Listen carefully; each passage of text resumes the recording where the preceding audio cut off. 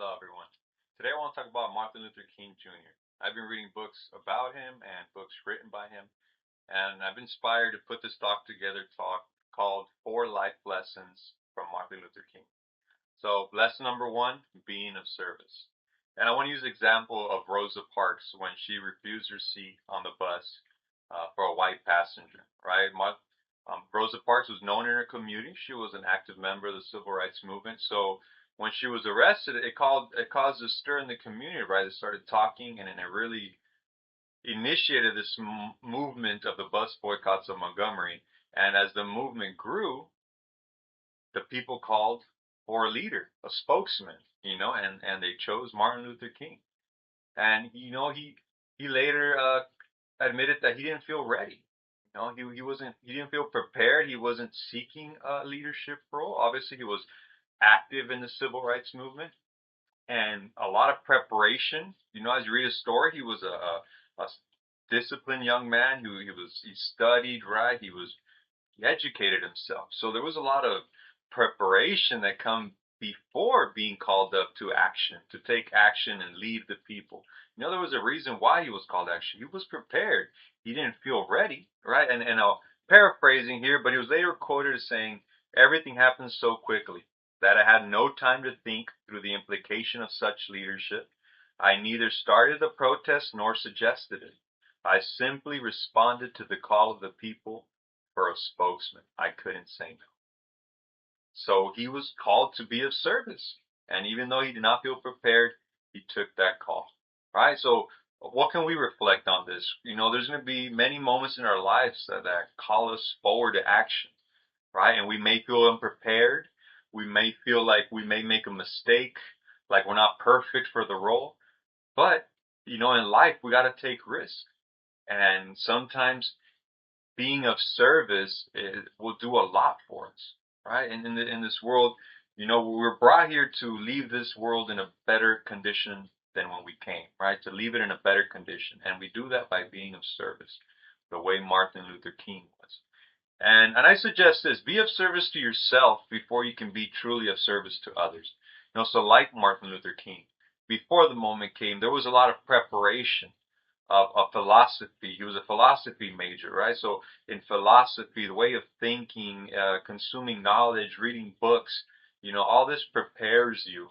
So when the call of action comes, you can be of service to others because you've been of service to yourself. It starts with yourself, but in the way, one way or another, you're being of service, right? So very important lesson. Okay, lesson number two, effective listening. And I will use the example of what Martin Luther King went on city to city in what he called people tours. And he practiced effective listening in these people tours. He would literally walk the streets of these cities and just connecting with the people. It would take him an hour to walk a block because he would stop by and talk to anyone who wanted to talk to him, right? So he was making connections. He was building trust with the people, collecting stories of the silent leaders, the silent people, heroes of the civil rights movement, the people you never heard about. He was collecting these stories. He was drawing connections. He was getting a true feel. He was a true thermometer to what was going around him. He was there, right? He was absorbing that through the stories he heard and collected through these people tours. And his leadership beginnings, he commenced as a listener more than a dictator. Never was a dictator, so my bad for that. But he some people that relate to it, telling his leadership story, tell he kind of was in the middle of the pack, even slightly behind. He wasn't up there like making all the decisions and this is what we got to do and believe. Like no, he had some things that he was very set about, but in this case, a nonviolence approach, right? Gandhi's nonviolence approach, he was very set on that. But in many other things, he was really just listening, absorbing, right? Stephen Covey's 7 Habits of Highly Effective People. One of the habits: seek to understand before you can be understood, right? So he was seeking to understand others by effective listening, by listening to the people, right? he was known, Martin Luther King, for nominating Thich Nhat Hanh, a Vietnamese Buddhist monk, for the Nobel Peace Prize, right? Martin Luther King won it. He at one point nominated Thich Nhat Hanh. And Thich Nhat Hanh teaches that to truly love someone, we must understand, right? So again, we're just re-emphasizing this, the importance of understanding, of seeking to understand. Not only will it help others understand you, right? Seek to understand before you can be understood, but it also is a template for true love. To truly love someone, you must understand them. If you don't understand someone, you can't truly love them. That goes for a spouse, a child, your employees, whatever that is, family members, co-workers. To truly love someone, you must understand. And if your goal doesn't have to be to love everyone, even though that's admirable, right? Why not? But it just tells you that if you want to even care for someone, you got to at least understand. You got to listen to them. You got to understand them, right? So very important, um, effective listening. Lesson number 3, create win-win solutions. And this is another principle echoed again in Stephen Covey's Seven Habits of Highly Effective People. Win-win solutions. And I'll use the example of, Martin Luther King, when he was accepting and gathering support for the movements and the protests that were being scheduled, whether it was first the bus boycotts in Montgomery and then later the sit-in demonstrations at Birmingham. He was gathering support, right? People that were going to join the movement, but there was a training. Again, if there's one thing he was concrete about in his way of thinking was the nonviolence approach. So he would teach his nonviolence approach. It was a training that people had to go through before they can be part of sit-ins, part of protests and the things they did at different cities. They had to go through this training. They had to show that they were able. They were put through the type of verbal abuse and tricks that the white folks would use on them, right? That the policemen and the guards and everything they were going to go through, because they knew they were also going to prison. They were going to go to jail. They were going to serve jail time. That was part of it, so they had to train for that and be ready. All the cities that protested gathered steam and gathered momentum. Laws were put into place by the cities that if a police officer asked you to get up and leave the establishment where you were protesting and you said no, that you could be put into jail. That was purposely done to try to deviate people from doing it, but they knew. Eventually the approach of Gandhi of fill up the jails, right? That became a thing, an approach by Marmon in the city of Birmingham, right? That's what finally ripped the last threads of resistance, was when they were literally now even children were coming to the protests, were leaving school, ditching school to go to the protest. And in wave after wave, day after day, they were putting people in jail that were protesting, and they had filled up the jails. They just had no room for any more. So what I'm getting at here, how do I tie that to the win-win solutions, is that one of the credos, one of the things, at least during the protest at Birmingham, during the training, one of the pamphlets that they had to sign off on, one of the statements read, remember always that the nonviolent movement of Birmingham seeks justice and reconciliation, not victory. So Martin here was emphasizing, hey, remember, this isn't a battle where we're seeking victory. This is a battle where we're seeking justice and reconciliation. We are loving our white brother, right? We are fighting back with love. We will turn the other cheek, right? We will not act on violence. We will confuse them with our approach of nonviolence, right? They will grow tired. It's a tiring effect, wave after wave of nonviolence, and all you do is respond with violence, right? Eventually the agitator is defeated, right? So that was the approach. So you're saying we're here to create a win-win. In no way do I want the white person to feel like they lost, like black people getting their rights, getting their gift at birth of freedom and liberty, to gain that should not feel like a loss to white people, right? It shouldn't feel like a win and a lose. If we win with our movement, they lost. No, it had to be and feel like a win-win for both. And it was, right? It was.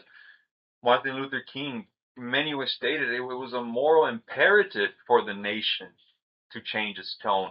The same reason why Abraham Lincoln did the Emancipation Proclamation, right? It was the nation's duty, moral duty to change. They couldn't truly be a free country who enslaved people. It wasn't going to work. It's not right, right? Um, so that is so how can we reflect on this? There's going to be moments where it's hard. It's hard to create win-win solutions, right? Especially what more difficult situation can you think of having difficulty creating a win-win solution mindset than when you're fighting for a right that should be yours from birth, as African Americans were, for hundreds of years now, right? Till this day. So how more difficult can it be, right? But even these moments we're emphasizing here, Martin was emphasizing the importance of creating a win-win solution all the way through. All right, last lesson. Last lesson is growth journeys are all uphill.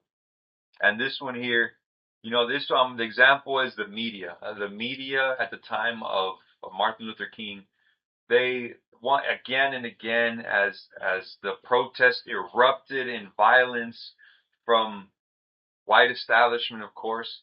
There was always eventually, even though the intentions were good, some protesters on the African American side would erupt into violence, and then Martin Luther King always analyzed that and realized that there was the lack of training on the protest as nonviolence as an approach, right? He always kind of took the blame on that. We should have done this. We could have taught more on this. Those young people, we should have known that they were on the verge of being tipping the scale on those, of everything they'd gone through. They were on the verge of acting on violence. It's up to us to make sure people understand our approach, right? So he always took extreme ownership, of the situation, even when things erupted from their side, when they would throw bricks at cops and do everything to fight back, right? They were agitated, but again, the approach was strict on nonviolence. If Martin Luther King wanted to be associated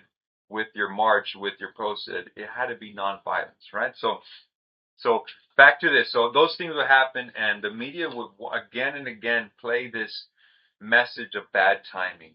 The white folks that seemed interested, that were showing some level of understanding to Martin and his cause, even they would tell Martin Luther King constantly, you just need more patience, Martin. You need some more time, some more patience.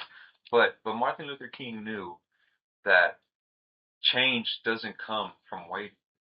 He said, human progress never rolls in on the wheels of inevitability. It comes through the tireless efforts of man willing to be co-workers with God. So it wasn't going to happen of its own. And in his book here, Why We Can't Wait, that's what he's talking about, right? Again and again, being called that the movement you gotta wait more, you gotta be patient. Imagine telling you have to be patient to a society, a race that's been enslaved for 250 years. And then Abraham Lincoln signed the Emancipation Proclamation in 1863. And then now it's 1963, still another 100 years after a law has been placed in the nation of the U.S. that no man is to be enslaved. 100 years later, and they're still fighting for a right that should be given to them at birth, for being human beings, for being children of God, children of a higher power, however you want to understand it, but a right at birth. They've been waiting for 350 years, and they were being told about bad timing, that they just needed to wait a little bit more. 350 years and being told you just gotta wait a little bit more, man. That's all it is. Imagine that. Infuriating. But again, he knew that the growth journey was always going to be uphill.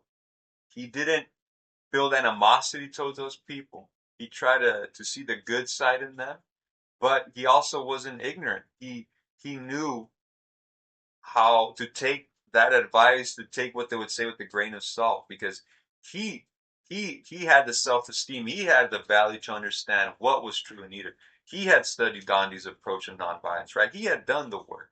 So he wasn't going to be he wasn't going to be discouraged by the message of these well-intentioned folks, right? So again, he knew the growth journey was uphill. He wasn't. It was a lot of difficult moments for Martin Luther King, right? Many, many difficult moments. And despite progress being made in the bus boycotts in Birmingham, there was always two, three steps back. There was always retaliation from Nazis and all these other folks coming, you know, the South, doing even more things to try to, if it was after the win of the Brown versus the Board of Education, right? Even that, desegregation of the schools was at a snail pace. So even when there was these victories, change still came at a snail pace. So the faith, let's end with this, the faith that Martin Luther King had to have to make it all happen, right? To die at age 39 despite not getting to see the true effects of his movement. To even after all the hard work, racism still took his life. And today we can say that there is some change. Still a lot more to go, but there has been some change, right? And there's a lot of value to people who do things in life that create the kind of change that they'll never get to see, right? That's something about the best of us out there. That's the kind of mindset you adopt, like Martin Luther King did, um, giving us life lessons like these through his life, right? More than outside his words, his true person, his character, his actions showed who he truly was. And it's an honor to be able to make this talk about Martin Luther King, and I hope you enjoyed it. Thank you.